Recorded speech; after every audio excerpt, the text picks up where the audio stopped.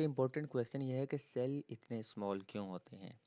Sales को बहुत बड़ा होना चाहिए ताकि कम से कम सेल से मैक्सिमम चीज़ें बन सकें या मैक्सिमम ऑर्गन्स बन सकें, लेकिन सेल इस तरह से इतने स्मॉल क्यों होते हैं, इस क्वेश्चन को हम यहाँ पर सॉल्व करेंगे आज।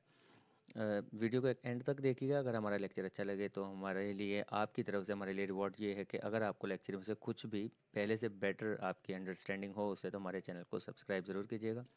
चलिए अपना लेक्चर हम स्टार्ट करते हैं। तो सबसे पहला क्वेश्चन कि सेल इतने स्मॉल स्मॉल क्यों हैं, सेल्स को लार्ज होना चाहिए, सेल लार्ज क्यों नहीं है। तो small size better nutrients and waste exchange में हेल्प आउट करता है। सेल जितना स्मॉल होगा उतना ही ज़्यादा फंक्शन परफॉर्म कर सकेगा, और सेल जितना ज़्यादा बड़ा होगा उतना ही वो फंक्शन इतना बेटर परफॉर्म नहीं कर सकता। इस क्वेश्चन को हम भी यहाँ पर सॉल्व करते हैं। तो चलें स्टार्ट करते हैं अपना लेक्चर। फर्स्ट ऑफ ऑल, आपकी बुक में ये एक एग्जांपल गिवन है, इस एग्जांपल को हम स्टडी कर लेते हैं। इसमें काफ़ी कन्फ्यूजन रहती है कि क्या चीज़ है cube, sorry volume to surface area या सरफेस एरिया टू वॉल्यूम, ये क्या किस किस्म की रेशो है। और इसमें अक्सर स्टूडेंट्स जो है कन्फ्यूज़ रहते हैं कि इस रेशो का क्या मतलब है। देखिए यहाँ पर मैं आपको इजीली इसको बड़ी एक सिंपल वर्ड्स में आप समझ लें कि आपको एक्सप्लेन करने की कोशिश करूँगा। अब यहाँ पर देखें ये एक क्यूब है, और इस साइड पर देखें ये एक और क्यूब है।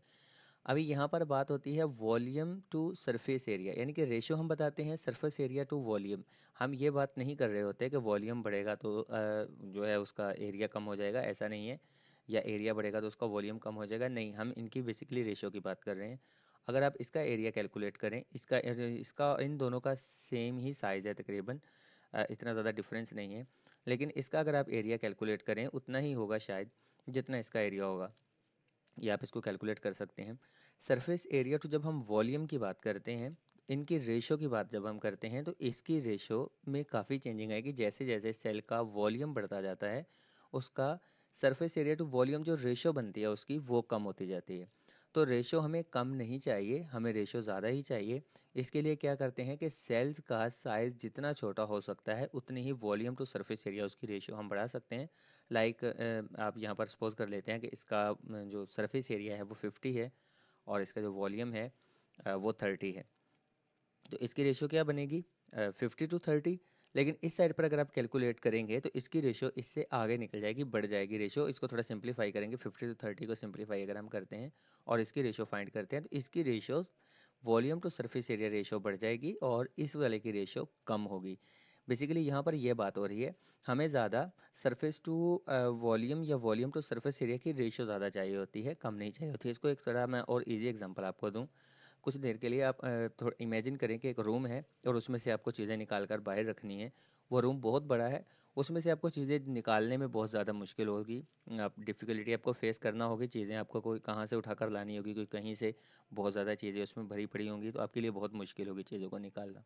लेकिन वहीं पर अगर एक बहुत छोटा रूम है या उसके मुकाबले में 4 टाइम्स स्मॉलर है, उसमें से अगर आपको कुछ निकाल कर बाहर ट्रांसफ़र करना है तो आपके लिए बहुत ईजी हो जाएगा। तो बेसिकली जिस तरीके से हम volume to surface area ratio जिस तरीके से हम कम करते जाते हैं किसी चीज़ का, उसके उसका वॉल्यूम और उसकी रेशियो कम करते जाते हैं, उतना ही वो ज़्यादा एफिशिएंट होता है। बिल्कुल इसी तरीके से बहुत से सेल्स होते हैं जिनको न्यूट्रिएंट्स को या बहुत सी चीज़ों को ट्रांसफ़र करना होता है और बड़ी स्पीड से ट्रांसफ़र करना होता है। तो इसके लिए उनका साइज़ जितना स्मॉलर होगा उतना ही उनके लिए ज़्यादा बेनिफिशियल होगा। अब आई होप कि आपको इसमें कुछ क्लियर हुआ होगा। Large cube has less surface area than small cubes. Basically surface area to volume ratio की बात हो रही है यहाँ पर। तो जो लार्ज क्यूब्स होते हैं उनका surface area to volume ratio कम हो जाती है, और स्मॉल क्यूब्स की surface area to volume ratio ज़्यादा होती है। हमें surface area to volume ratio ही चाहिए होती है, जो कि ज़्यादा काम कर सकते हैं, ज़्यादा इजीली चीज़ों को ट्रांसफ़र कर सकते हैं। तो इसलिए ज़्यादा सरफेस एरिया, अगर स्मॉल सेल्स होंगे तो उनका surface area to volume ratio increase हो जाएगा। इस वजह से वो चीज़ों को ज़्यादा जल्दी एक जगह से दूसरी जगह ट्रांसफ़र करेंगे। नेक्स्ट इसमें हम देखें surface area to volume ratio की, यहाँ पर एक और एग्जांपल है आपको, आई होप कि यहाँ पर और ज़्यादा क्लियर आप इस चीज़ को अंडरस्टैंड कर पाएंगे। Volume increase faster than surface area. अगर आप बलून की एग्जांपल है, बलून में एयर फिल करते जाएंगे तो उसका वॉल्यूम ज़्यादा स्पीड में बढ़ेगा, लेकिन उसका सरफेस एरिया उतनी स्पीड में नहीं इंक्रीज़ कर रहा होगा।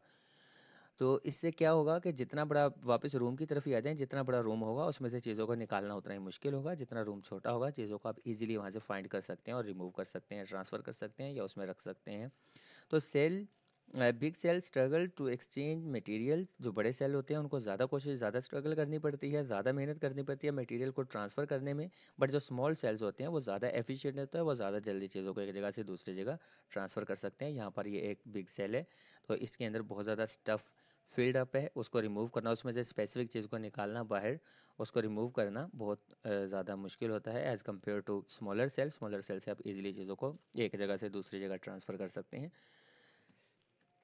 नेक्स्ट इसकी सेल साइज़ और उसकी शेप। सेल साइज़ और उसकी शेप भी मैटर करती है। बेसिकली सेल का फंक्शन क्या है, उसको कहाँ पर यूज़ होना है, उस हिसाब से ही सेल का सरफेस एरिया, सॉरी सेल की जो शेप होती है और सेल का साइज़ होता है। रेड ब्लड सेल की अगर हम बात कर लें तो रेड ब्लड सेल को बड़ी स्पीड से ट्रांसफ़र होना होता है। लाइक हमारे पास एनर्जी कहीं पर भी पड़ी है, उसको ब्रेन में एनर्जी की नीड है, तो रेड ब्लड सेल क्या करते हैं, वहाँ से एनर्जी को उठाते हैं और वो उनको ब्रेन तक लेकर जाते हैं। तो ये उनको विद सेकंड्स काम करना होता है। इसलिए इन सेल्स को बनाया है इस तरीके से। क्या है, एक तो ये स्मूथ है, थोड़े आप समझ लें कि बहुत इनका स्मॉल साइज़ होता है, और इजीली ये इनकी ये शेप आपको एग्जैक्टली यहाँ पर दिख रही है। ये बड़ी बड़े एक फास्ट और एक्यूरेट वे से एक जगह से दूसरी जगह फूड को या किसी भी मटेरियल को ट्रांसफ़र कर रहे होते हैं। दूसरे हम नर्व सेल्स की अगर बात करें तो ये इन्होंने क्या करना होता है, नर्व सेल ने इन्होंने एक जगह से दूसरी जगह मैसेज कन्वे करना होता है। कुछ मैसेज ऐसे होते हैं जिनको मिली सेकेंड की ज़रूरत होती है ट्रांसफ़र करने की। लाइक आपका हाथ किसी हॉट या कोल्ड सरफेस पर टच करता है तो उसी वक्त आप हाथ को वापस खींच लेते हैं। वहाँ पर अगर 1 2 3 सेकंड तक वेट करना पड़े, हमें पता चले कि यहाँ पर नीचे जो कोई जिस सरफेस पर हमने टच किया है, हाथ रखा है, वो ज़्यादा गर्म थी, तो 2 3 सेकंड्स के अंदर तो हाथ को अच्छा खासा जल जाएगा। इसीलिए मिली सेकंड्स में ये सिग्नल ट्रांसफ़र करना होता है। उसके लिए ये सेल्स होते हैं, बहुत ही ये सेल बारीक होते हैं, थ्रेड लाइक होते हैं, लेंथी होते हैं, और एक मैसेज को विद इन मिली सेकेंड्स ही एक जगह से दूसरे जगह ट्रांसफ़र करते हैं। तो इनकी शेप थ्रेड लाइक होती है बिल्कुल। देन हम अगर मसल सेल्स की बात करें, ये लॉन्ग होते हैं, इनमें कॉन्ट्रैक्शन होती है।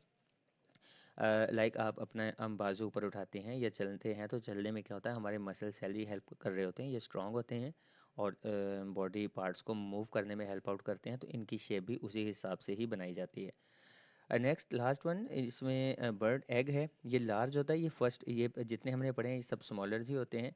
बट जो एग सेल्स होते हैं ये सारे के सारे लार्ज होते हैं। लार्ज होने के रीज़न ये है कि इनको अपने अंदर फूड को स्टोर करना होता है, पहली चीज़। दूसरी चीज़ ये है कि इनको काफ़ी टाइम के लिए भी ये पॉसिबल है कि काफ़ी टाइम के लिए भी ये फूड को स्टोर करके डोरमेंट स्टेज में रहें। वहाँ पर ये कोई काम फंक्शन तो परफॉर्म नहीं कर रहे होते, लेकिन इनको मैक्सिमम फूड को स्टोर करना होता है। तो ये सिंगल सेल ही होता है जो एक पूरी फूड को भी स्टोर इसने किया होता है, इसके अंदर जेनेटिक मटेरियल भी होता है, दूसरी भी मशीनरी सारी होती है जो कि एक सेल के लिए रिक्वायर्ड होती है। बट इसका साइज़ इसलिए बड़ा है क्योंकि इसका मेन रीज़न यही है कि इसको मैक्सिमम फूड को स्टोर करना होता है, इसीलिए इसका साइज़ बड़ा होता है। नेक्स्ट हमने इसमें सेल साइज़ को ही हमने डिस्कस करना था, एक शॉर्ट सा एक टॉपिक था हमारा। इसमें कंक्लूजन की तरफ आते हैं। सेल और शेप क्यों मैटर करती है, हमने यहाँ पर देख लिया कि साइज़ उसके फंक्शन को इफेक्ट करता है। जहाँ पर फूड या कोई मटेरियल बहुत स्पीड में चाहिए होता है, वहाँ red blood cell help out करते हैं। जहाँ पर मैसेज को विद इन मिली सेकेंड इससे भी ज़्यादा फास्ट ट्रांसफ़र करना होता है, वहाँ पर नर्व सेल या न्यूरॉन्स हेल्प आउट करते हैं हमारी। बट कहीं पर जहाँ फूड को स्टोर करना हो वहाँ पर बड़े साइज़ के सेल्स की ज़रूरत होती है, जैसा कि एग सेल्स होते हैं। आई होप यहाँ तक आपको लेक्चर काफ़ी हद तक समझ आ गया होगा, या कम से कम आपको सेल का साइज़ इतना स्मॉल क्यों होता है, क्या सारे सेल ही स्मॉल होते हैं, इसका आंसर आपको अभी यहाँ तक मिल गया होगा। मैं लास्ट बार फिर आपसे कहूँगा कि अगर लेक्चर अच्छा लगा हो तो मेरे चैनल को सब्सक्राइब ज़रूर कीजिएगा। मिलते हैं नेक्स्ट वीडियो में, तब तक के लिए अल्लाह हाफ़िज़।